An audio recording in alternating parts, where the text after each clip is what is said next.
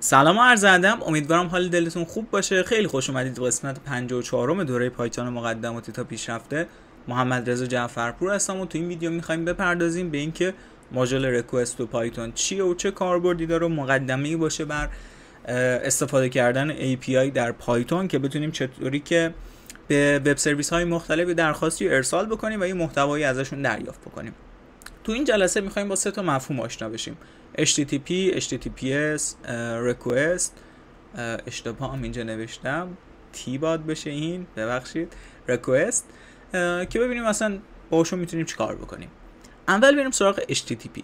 ببینید شما وقتی یه وب سرویسی که دارید که یک سری اطلاعات داره، مثل چی؟ مثل قیمت ارز.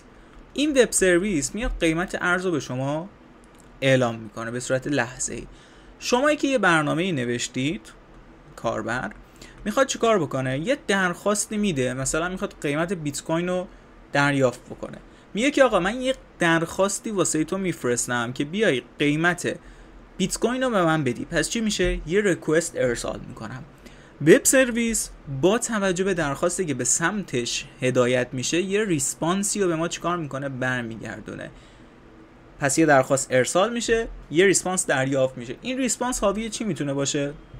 حاوی اون مقداری که ما درخواست کردیم. مثلا ما قیمت بیت کوین رو دادیم، قیمت بیت کوین، تاریخش در لحظه، حجم معاملاتش، ممکنه حالا مقادیر دیگه ای داشته باشه که تحت حالا یه فایل با فرمت جیسون به ما تحویل میده. حالا اینکه جیسون چیه رو تو 2 جلسه آینده با هم دیگه بررسی میکنیم. فعلا ذهنمون رو درگیر این موارد نکنیم. چیزی که الان مهمه اینه که ما یه درخواست ارسال میکنیم و یه نتیجه‌ای رو دریافت میکنیم. این درخواست که ارسال میشه و این نتیجه‌ای که دریافت میشه تحت عنوان پروتکلی با نام HTTP انجام میشه، Hypertext Transfer Protocol. پس به پروتکلی که ما فرایند ارسال و دریافت محتوا رو از طرف کلاینت به سمت سرور انجام میشه رو میگیم HTTP. حالا متوجه HTTP و نحوه عملکردش شدیم. حالا HTTPS چیه؟ ببینید شما وقتی یه درخواستی رو ارسال میکنید، مثلا این شما، این کاربر، این چیه؟ این سرور، این کاربر، این سرور. بالا میخوام HTTP رو بررسی بکنم، پایین میخوام HTTPS رو بررسی بکنم.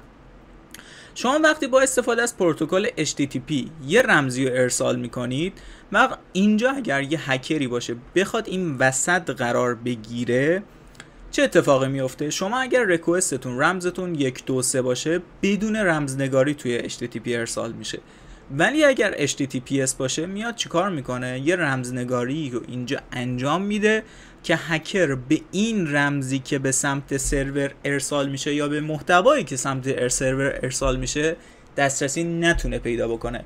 پس تفاوت بین HTTP و HTTPS تو رمزنگاری درخواست هستش.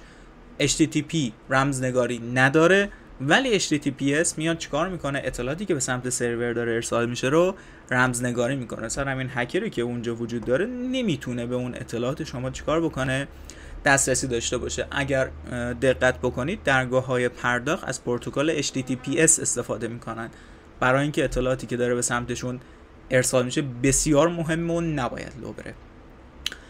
و یک کتابخونه توی پایتون داریم تحت عنوان ریکوست که تو جلسه آینده باهاش آشنا میشیم، اینکه چی کارا میتونیم باهاش انجام بدیم و چه متدهایی داره و چه قابلیتایی داره. فقط تو این جلسه میخوایم با اینکه کاربرد کلیش اینه که آقا شما با استفاده از ریکوست میتونید یک درخواست ارسال بکنید و از یک وب سرویس یک سری خدماتی رو دریافت بکنید. کاربرد کلی ماژول ریکوست و با نحوه درخواستم آشنا شدیم. یه درخواست ارسال میشه، یه نتیجه دریافت میشه با استفاده از پروتکل چی؟ HTTP یا HTTPS. و این ارتباط با استفاده از پروتکل باید انجام بشه که اسمشو میذارن HTTP. خیلی ساده بود، اصلا این جلسه پیچیده نبود، خیلی هم کوتاه بود دیگه، زیر 5 دقیقه جمعش کردیم. تو این جلسه بیشتر به مفاهیم پرداختیم. تو جلسه آینده میریم ماژول رو با هم دیگه نصب میکنیم و بیشتر باهاش کار میکنیم. مرسی از نگاه زیباتون.